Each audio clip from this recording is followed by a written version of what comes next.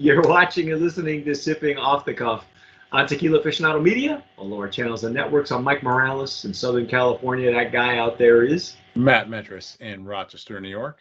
Matt and I are going to dive in to Bruxo number 2.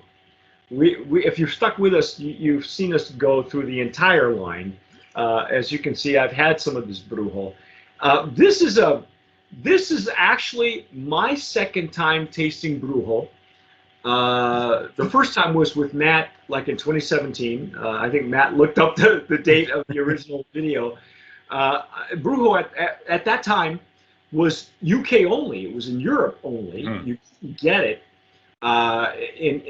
During that time, the more popular mezcals were Bascal, Del Maguey, and Oaxaca. Oaxaca was really just kicking it in the United States. But Bruxo came up, and somehow we were able to acquire 2 bottles from a rep in the UK. It wasn't until Matt and we didn't know much about the brand. We didn't do a lot of studying. We didn't even know if they had a website. We know now they have a website, beautiful website that gives us all kinds of information. At that time, it was probably not as good a website. And when we went online, right as we started recording, we discovered that we had 2 different bottles. We had no idea that there were 6 different varieties, or 5 core, and then 1 X. Or I don't know if that's a 10. Yeah, it's an X Factor. It's an X-Men mezcal. I don't know. But anyway, this one is an Espadin Barril Pechuga. But it's not, and that explains the color, okay? I remember vaguely, and I still have a swallow of it in storage here in the house, of this Pechuga, because I couldn't get Pechuga, and I thought when they said Pechuga, well, Pechuga means breast in Spanish, more of a fowl breast, like a chicken breast or turkey. But this is neither one of those. So it has got a color like it almost looks like a reposado, but it's not. So Matt went on the website and he discovered why. So and you'll see that even Mike and I have different lots. It must be here because mine doesn't even say Pechuga on the label, where Mike's does. So they did some changing. I assume this is the newer version, maybe because it was too confusing. I don't know, but the website still has this. It still has this on it. Right. So we're going to go with that, which would explain you have the same color. I mean, it's still the same. It's still the same kind of a pale straw. Yeah, I would assume it's the same juice, the same method. It's just maybe they're not weren't advertising the Pechuga aspect of it at that point. And I think what we've determined is that it's not foul. it's not animal. It's not FOWL. Yeah, we are. It's the actual piña, the baked piña that is being steamed through in the distillation process. Yes. Rather than nuts and fruits and holiday and because Pechugas by and large are celebratory. They happen in very small amounts depending on the maker and the distiller, and they only do it during holidays, which explains why Del Maguey was so difficult to get and what the big deal was with Pechuga. Now everybody wants to make one. I think Del Maguey broke another barrier, another glass ceiling when they had the jamon, the Iberian ham, Pechuga. I can only imagine those bottles went flying. You can't even get them. I would love to try one of those. And Matt, you and I had, I think, a Pechuga as well earlier this year. La Jicarita, I think, is a Pechuga also, if I'm not mistaken.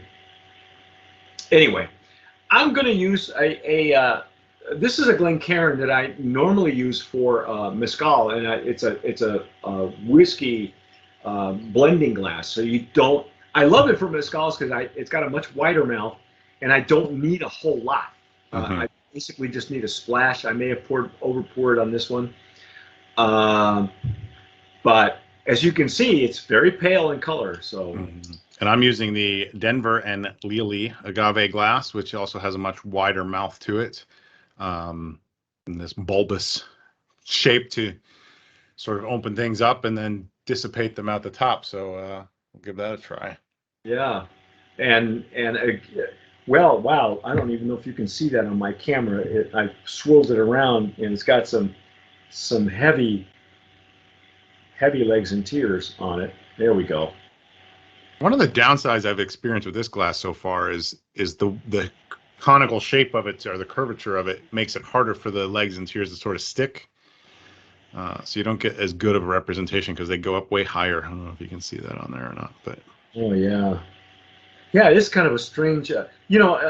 Most people overlook the visual aspect of legs and tears.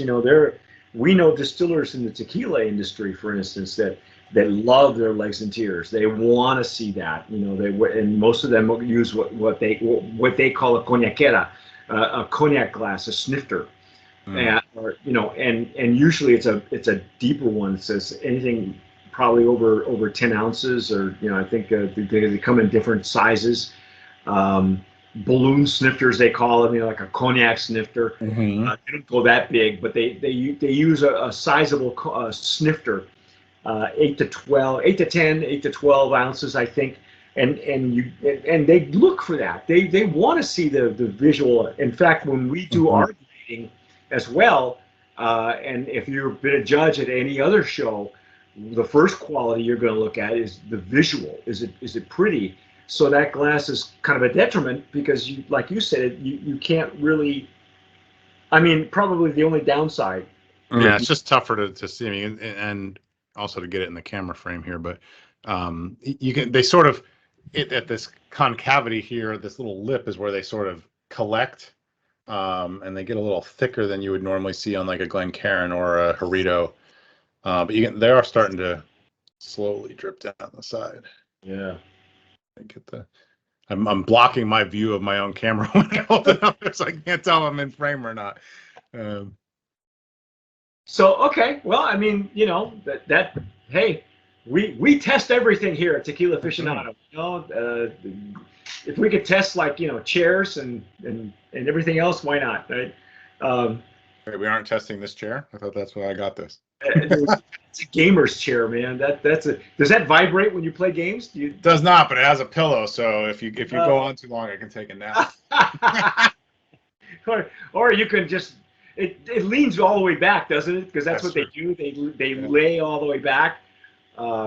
Lisa's boys, Lisa, our managing partner, her boys both had gamer chairs, and one of them that's how he slept. He slept on his chair because it was like that comfortable, right?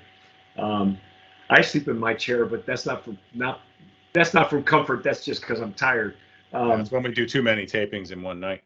Yeah, no. After 8 or 9, and you're like, no. Now there's still a lot more pronounced alcohol on this one. I get a lot of stereotypical Espadin up front. Yeah, this is the let me see, Espadin and Barril. Barril seems to be a consistent theme with Bruxo. There's a few that are blended or ensembled or medleyed together with a Barril. And I like the Barril because it adds that depth of character, unless you're drinking that Tobola, which was just a killer. Oh man, that Tobola just rocked my world. But the Barril I like because it gives that, it tends to be a little bit older, so you have a little bit more plant fiber, a little bit more woodsy flavor on the profile. And in this one, they've all been Taona crushed, so if you're going to get, wet cement, I think to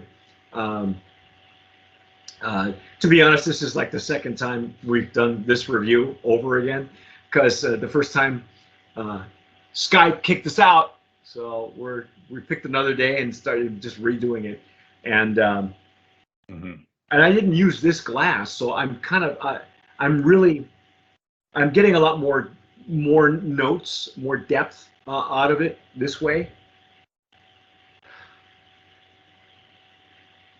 And this is 46% as well. I don't know if we mentioned that. And there's not really any ethanol. A little bit, but not really any ethanol. Yeah, no, just enough to present what's going on, and then that's it.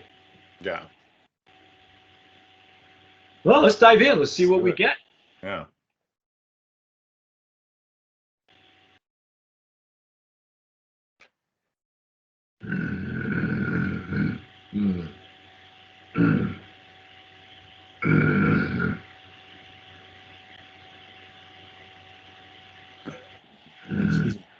A lot of plant up front, a little bit of pepper in the mid palate, medium-ish finish. Compared to some of the other ones, it's on the longer side of the finish of the other Brujos we had. Mm-hmm. The depth of the plant is there. You can tell that the barril is there. It's like I said, it was more fibrous, but the brightness of the Espadin came through. But wow, this is there's lots of pepper going on through here. You notice that? Pepper at the intake, at the middle, and at the rear. It's very consistent with the pepper. It doesn't. The finish doesn't sneak up on you, or the pepper doesn't sneak up on you like the X did. That one was really interesting because it was. You didn't expect it. It just happened, and it's like, wow, where'd that pepper come from? Because it wasn't present. That's how it got the X name. It just sneaks up. I don't know. Yeah, it's just the X factor. Yeah, nice, like a crushed black pepper going on, especially on the sides of my palate on this. But predominant plant. And both, you get more of that like baked plant profile in addition to the green plant that we see. But I get some of that sweetness that you associate with a baked plant or an agave sweetener or something like that. When you buy them for a cocktail, but you get some of that extra sweetness that I wasn't planning on. Yeah, the finish is actually medium to long, surprisingly. Now the way this works with a Pechuga. And I've heard it said before, when you talk about Pechuga, you're talking, again, Pechuga means breast, as in chicken breast. When they talk about Pechuga, then they'll mention this in the website, even though it doesn't say on Matt's label, is that during that distillation, I had heard it said that sometimes it's the third distillation that brings in all when the Pechuga is fruit, or chicken breast or turkey breast. As a matter of fact, La Jicarita is turkey breast, as I remember. And I'm not sure if I think I did that tasting with you. I'm pretty sure so. I've got the bottle in my other room here. But anyway, this one, what they do is they hang a piña, probably a baked piña, right? Yep. As they distill and I don't want to say there's a third distillation. Probably during the second distillation, somewhere they're hanging that, and there's no photos, as I can tell on the website. There's no, sometimes you can see pictures of how they do a Pechuga. They'll hang a bag of. It doesn't take a big bag, just a heavy bag. I'm not even sure if it's a muslin or cheesecloth. And they've got fruits and nuts or they just literally hang the freaking chicken breast like you walk into a Chinese restaurant. And I used to service Chinese restaurants, and so you would see duck hanging in the kitchen. And they're, long story short, Chinese restaurants are not the cleanest, but they do things traditionally, and so they're used to hanging. It's like an outdoor market. They're going to hang. Here hangs your bat. Here hangs your dog meat, and over here is your duck meat. So anyway, so that's how I've seen pictures of the actual breast, and it's usually fresh. It's not baked or cooked. So I'm wondering if the maguey, if the plant itself is raw, or would they take it after it's cooked and let it hang there and let it do its thing? I want to say that it's cooked because why else? Based on the color, yeah. Based on the color, the caramel, because it looks like it's caramelized, right? You take maybe the darkest one, the pina at the bottom that got burned, or charred a little bit more than the rest of the pinas, and hang that. Yeah. That would be me. I don't know. I don't make it. I don't make anything. Yeah, that's what I'm thinking that way too. I don't know that a raw pina would even be great in that process. It would be really acidic and bitter. Yeah, there would be no character coming through because there's nothing. It hasn't. The starches haven't converted to sugars, so it's just going to give you green. I think that's how it works, Matt. I mean, until we actually visit a palenque, and maybe the Brujo folks will oblige us one day. Sponsor a field trip. Yeah, there's lots. We all need to go on a field trip. I think plenty of. There have been a few of our TJs who have been to distilleries. A few who haven't, but they've been, they're great students. But everybody should go to a distillery or a palenque at least once in your life, just so you have a really good idea what's going on. Yeah, you can't make it up in pictures. The smells, the ambiance. I spent some time. I spent a week in the bartender work program in Tequila Town, and got to do everything. We got to harvest. We got to run the Tahona. We got to distill. We got to blend. We got to bottle. All that stuff. And it just makes you appreciate it so much more. As a matter of fact, Matt's one of the few people who have actually taken pictures of what a diffuser looks like. That's true. Yeah, I have. So which we have that picture. We have evidence that Sauza Distillery is using a diffuser. The only one we haven't seen is the Cuervo diffuser because they don't. The Cuervo Distillery is Disneyland. Okay, I understand it is a working distillery and they do make Jose Cuervo Especial, but all the other lines are done off-site at another distillery. Both distilleries have the same nom number. At one point, they had two different nom numbers, and because they run the CRT, they were given one number now. I believe it's 1107, if I'm not mistaken. But yeah, that second distillery, no one's ever seen. They are not giving tours. I don't even know if you can see it from Google Maps, because now at this point, diffusers are so big, they're as big as a train, and but you can hide them now if you have an outbuilding that you can cover. So Google satellite can't take a picture of it, unless it's out in the open. Yeah. But regardless, we have proof, we have evidence. So here we go. I say this is a Brand of Promise nominee. Absolutely. In the Pechuga category. I love it because it's really different. It's not your typical Pechuga. Okay, don't be alarmed. And it's not a reposado. They're not aging this in a barrel. So it's a blend and a Pechuga. At least on this label, that's what they're saying, and they say that on the website. On Matt's label, it just says plain old. Just blend. Just blend. Right. Do they tell us what the blend is? Do we know what the percentages are? It fluctuates, and we talked about this in another expression of this, but up to 80% Espadin, but no less than 50%, and up to 20%, or sorry, between 20 and 50% Barril. So it could be 50-50, it could be 80-20. So each batch is going to be a little bit different. Yeah. Some will have more Barril character. Some will not. Some will be more Espadin, which maybe yours is. I'm not complaining, honestly, because each one of these has been stellar, and they've all been Brand of Promise nominees. I think this is a hell of a line. Sure is. Do we know, Matt, I tried searching. Do we know how old the Brujo line is? Because I know you and I did the tasting in 2017, right? Yeah.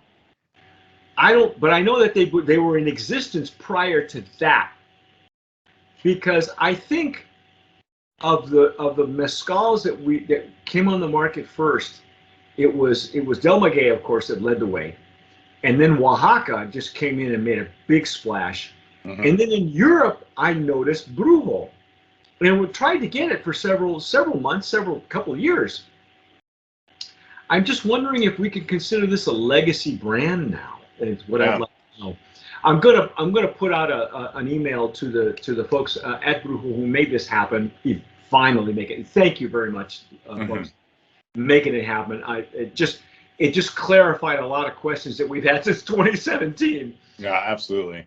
And of course now we're way more educated than we were back then. I mean, Mezcal was just starting to make a catch. They were just trying to catch up with Del Maguey. Del Maguey led the way. They were trailblazers, and everybody else, not, I don't want to say rode on their coattails, but they wanted to emulate, what the success that Del Maguey had. And Brujo, in their foresight, wanted to go to Europe. And that's where we found them. We found them in Germany. We found them in the UK. And that's how you and I got the original Brujo sent to us, although they were different bottles. And you can catch that video on our YouTube channel because it's there forever. Not one of our proudest moments. In fact, Matt looks completely different. He still looks like a little kid instead of the grizzly gray-haired, TJ that he is now. But anyway, Brand of Promise nominee, I think in the medley Pechuga category, which they just built one themselves. I think it's great. But that's our take on Brujo Mezcal, the Espadin Barril #2. If you folks have had it, you're watching us in the UK, or you've had it before in the past, what are you doing with it? You got a recipe that you want to, are you putting it in cocktails? What's our price point on this? Do we have a price point at all? 60. Maybe you're not mixing it in a cocktail. Maybe you're just sipping it. That's good, okay? But it's certainly, like I've said this on just about every one of these reviews, if you're wondering what the big deal is about Mezcal and you're kind of checking it out, this is your box of Crayola crayons with all the standard colors, okay? This is your 7 or 10 colors of Crayolas. And this will give you a really good indication of what you're getting into, where your palate leans toward. If you like medleys and ensembles, you like that one plant only. This is the one this is a good bar to start with, I think, and then venture off and try some of the other brands that are out there, even the legacy brands like Del Maguey, which just continues to kick ass and take names. But that's our take. Brujo Mezcal. I'm Mike Morales here in Southern California. That guy out there is Matt Metris in Rochester, New York. You have been watching and listening to Sipping Off the Cuff on Tequila Aficionado Media on all of our channels and networks. If you're watching us on YouTube, please subscribe. Follow us on Instagram. Follow Matt on Instagram. Follow us on Twitter, Facebook, Pinterest. Don't forget Pinterest. A lot of ladies and some guys actually follow us heavily on Pinterest. I think Pinterest is one of those. It's one of those hidden gems where we get so many followers and hits per week. It's crazy. It's kind of like it's like a subculture, like an underground. So don't forget to follow us there. If you're having this anywhere else, the Brujo line, leave us a comment, subscribe, give us a like on the video, and whatever you do, tomar sabiamente. Sip wisely.